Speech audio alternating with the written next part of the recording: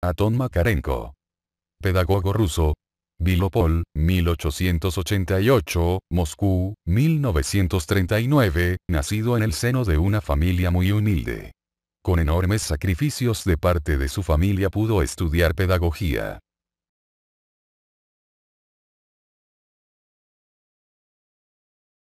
A los 5 años aprendió a leer y era un ávido lector. En 1895 a los 7 años ingresó a la escuela. En 1917, con 17 años, terminó el instituto sobresaliente en todas las asignaturas, e ingresó en unos cursos pedagógicos de 1 año de duración. En la primavera de 1905, Makarenko terminó el curso, y el otoño de ese mismo año comenzó a trabajar como maestro en la escuela primaria de la empresa ferroviaria. Era un extraordinario profesor, enseñaba a pensar y razonar. Sin embargo, era rechazado por los niños.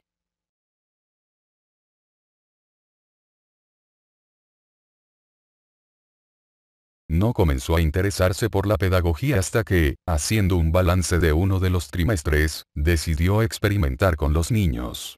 Calculó la puntuación media de cada uno de sus alumnos y distribuyó los puestos del primero al último.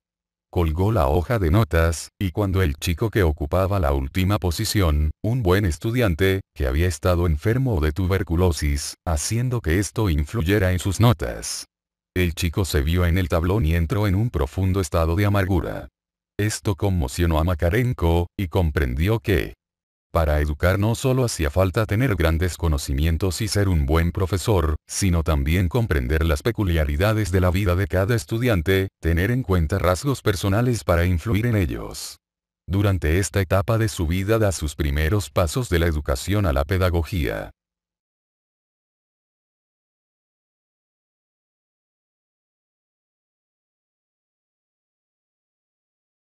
En sus clases combinaba lo cognoscitivo con lo emocional.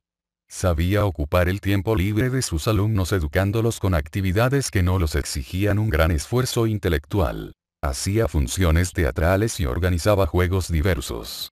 En 1914 se abrió en Poltava, el Instituto Pedagógico, que preparaba maestros para las escuelas de enseñanza secundaria.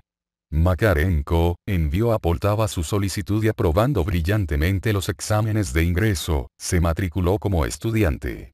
En septiembre de 1920, propusieron a Makarenko dirigir un centro para delincuentes juveniles, y aceptó. El comienzo fue difícil. 5 edificios de ladrillo estaban completamente vacíos. No había absolutamente nada. Al cabo de 2 meses los edificios se rehabilitaron. Llegaron los primeros 6 ocupantes, de 16 a 17 años, que aunque no ofendía a los pedagogos, simplemente, no reparaban tan siquiera en su presencia.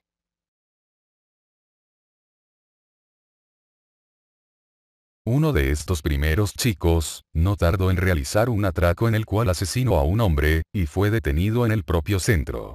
Sin saber qué hacer, Makarenko y sus pocos auxiliares recurrieron a los libros de pedagogía, en los que no encontraron respuestas claras a sus problemas. Vio entonces que no necesitaba fórmulas, sino que necesitaba un análisis propio y concreto. Lo ocurrido con el chico, le hizo darse cuenta de que no conseguiría nada mediante la violencia. Él mismo debía crear nuevos métodos de educación. Makarenko siempre creyó que el trabajo colectivo era el mejor medio para lograr la adaptación social de los seres, pues solamente la sociedad impone tareas y responsabilidades. En marzo de 1921, el centro estaba poblado por unos 30 jóvenes. La mayoría hambrientos y cubiertos de harapos. Makarenko sabía que por la necesidad y bajo diversos pretextos, estos iban cometiendo atracos. Comenzaron los robos dentro del centro, desapareció del cajón de la mesa de Makarenko una gran cantidad de dinero. En la reunión general, rogó que el ladrón devolviese el dinero, pues podría enfrentarse a una acusación de malversación. Le comunicaron que sabían quién tenía el dinero, pero intentarían convencerlo de que lo devolviese. La mañana siguiente, el dinero apareció tirado. Días después alguien destrozó la puerta de la despensa y sustrajo comida y aceite. Los muchachos no entendían cómo alguien de ellos mismo podía robar sus pertenencias. Los hurtos se hicieron habituales. Makarenko probó a ser guardia, pero no aguantó. Los jóvenes, compadeciéndose de él, comenzaron a decir que estaban dispuestos a contratar guardias, a lo que rechazó Makarenko, pues no había medios económicos. Al fin encontraron al ladrón. Era Burún. Uno de los primeros 6 chicos.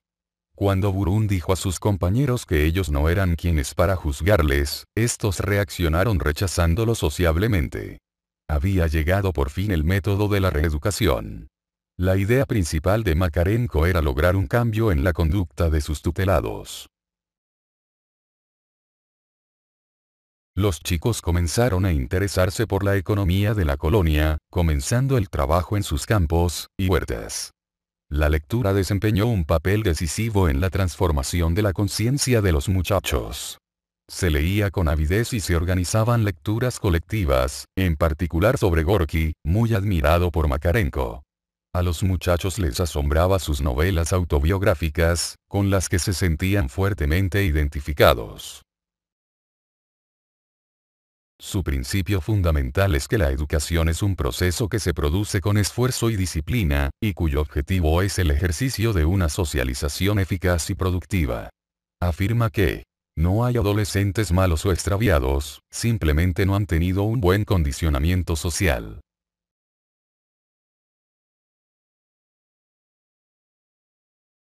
Alexander Sutherland Neill.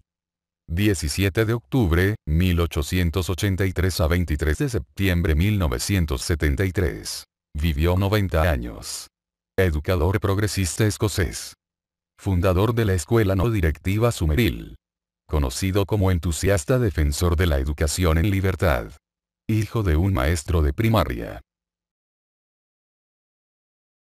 En 1914 trabajó como maestro dentro del sistema público, pero su descontento con la pedagogía propia de la escuela convencional le fue disgustando progresivamente, hasta llevarlo a fundar en Inglaterra la Escuela Summerhill en 1927. Escuela de Summerhill. En el conviven chicos y chicas de los 5 años a los 16 años. Neill creía que es más importante el desarrollo adecuado de las emociones que el adelanto intelectual.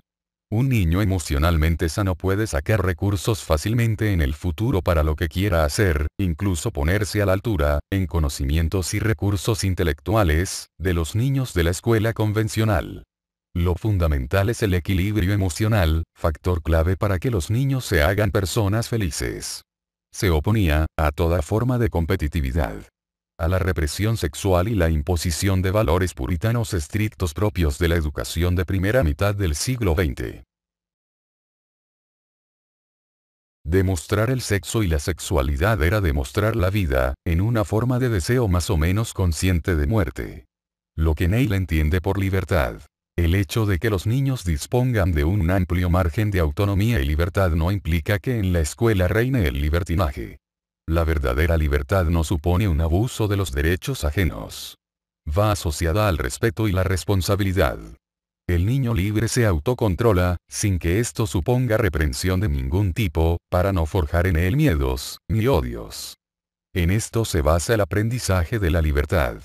Respeto y libertad están íntimamente ligados y se aprenden básicamente conviviendo. El autoritarismo tradicional en la educación oprimía a los niños, en cuanto no respetaba sus peculiaridades y forma de ser. Pero la solución no es un libertinaje.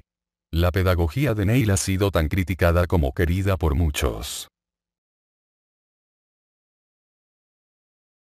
Citas. Todo padre o maestro que inspira miedo es peligroso para la vida juvenil.